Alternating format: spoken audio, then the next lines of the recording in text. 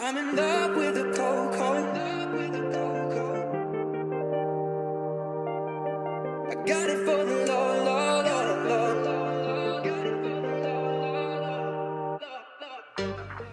Hey everyone, so for today's tutorial, I thought we'd take it back to basics and just learn how to do some nice, beautiful, bouncy, beachy waves. So to accomplish this, we're just going to need a few things. A good flat iron, some hairspray, some elastics, and a brush. So to get started, make sure your hair is parted how you want it to be styled. For me, I'm going to keep it down the center for today. And once you have it parted where you want it, just give it a good brush to make sure there's no knots in it, so that it's easy to work with, and we get a nice smooth result at the end. To prep my hair for this tutorial, all I did when I got out of the shower is I put a little bit of a root booster in, just so my roots have a little bit of a natural lift to them. Because this style tends to have a lot going on down below, I just wanted a little bit of volume at the top as well to kind of match it overall. So once it's all brushed out and nice and smooth, you can kind of decide to do it in a few different ways. You could do 4 different braids to get the style, or I'm just going to do 2 and just make sure the braids are really nice and tight together. And also too, if you want a tighter curl or a tighter wave, then do 4 different sections and you just split it up like 4 quadrants of your head. And then that way you'll get a really tight wave. But for me, like I said, I want it to be a little bit looser. So to start, you have to make sure your hair is split right down the back. And then you could have 2 options here too. You can either start to do like a Dutch braid or a French braid from the top of your scalp down and just turn into a normal 3-strand braid, or you can just do the 3-strand braid from pretty much wherever you can start, which would be right around here. For me, I'm going to do it Dutch braid from the top, just so that I get a little bit more curl up top as well. So you just continue with your usual braid.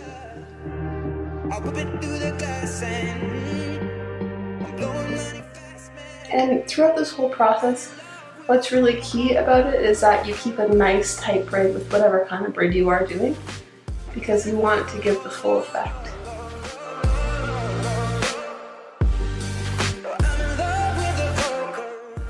And it doesn't have to be perfect either, it just has to be nice and smooth, not too messy or anything. So as we're getting to the end here, we're just going to make sure, turn into a normal 3-strand braid. Just making sure I get all my baby hairs there. Do nice and tight. If it's not tight, then you're not going to get a very structured wave. So it's kind of completely up to you and kind of how much of a wave you want in your hair. But if you do want to be able to actually see it sensibly wavy, then do it this way. Alright, so as I get towards the end, just try to braid as far down as you can. That way you don't have any crazy ends when you do take the braid out. I'm going to take it to about there. And put my hair elastic in. Doesn't have to be anything special in it, because obviously we're not leaving these in. Alright, so we got the one end, so for now I'm just going to leave it like that, and actually while it's sitting, I'm just going to apply some hairspray. Make sure it's all over the braid. Now that the hairspray's in, we'll let that one sit as we do this side. So the same thing, just going to do a Dutch braid at the top here, and then it'll turn into a 3-strand braid later on.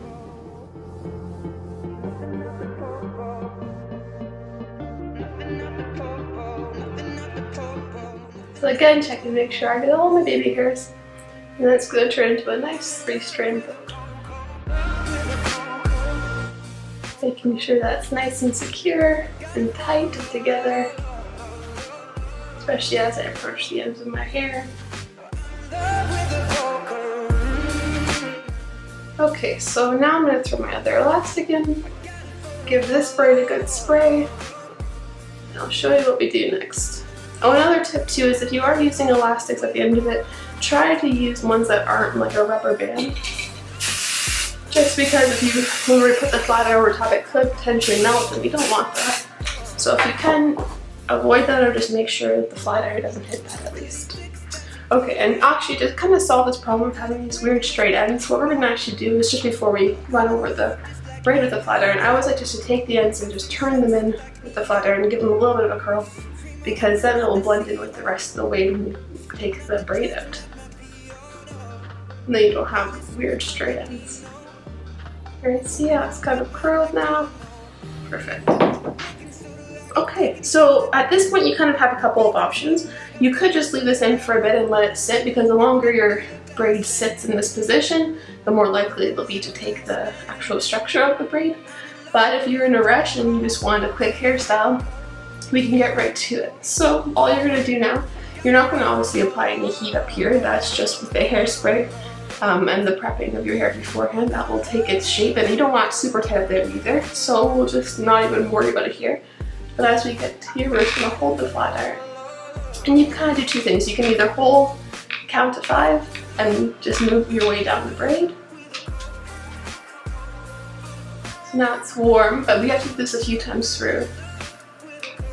I usually like to do it about 4 or 5 times, just because I have thicker hair and you want to make sure the heat penetrates into the braid so that it actually takes hold.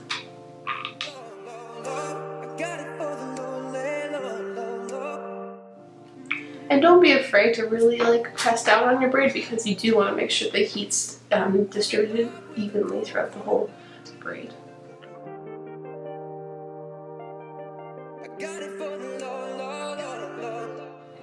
And so like I said before, we had 2 options, so that's the one of holding and pressing. The other one is just grabbing the top of the braid and slowly sliding your flat iron down.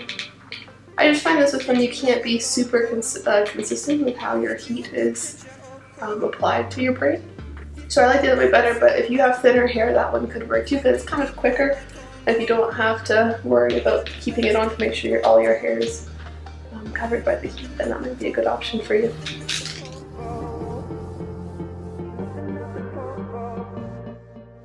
I'm just going to do this side one more time before I take it out. Okay, so from here now, we've applied the heat. So anytime we apply heat to our hair, it always changes the structure of our hair. So this is what we have just done, and because the braid is in the form it's in, it's going to take that form. So now we're going to apply some hairspray before we take it out.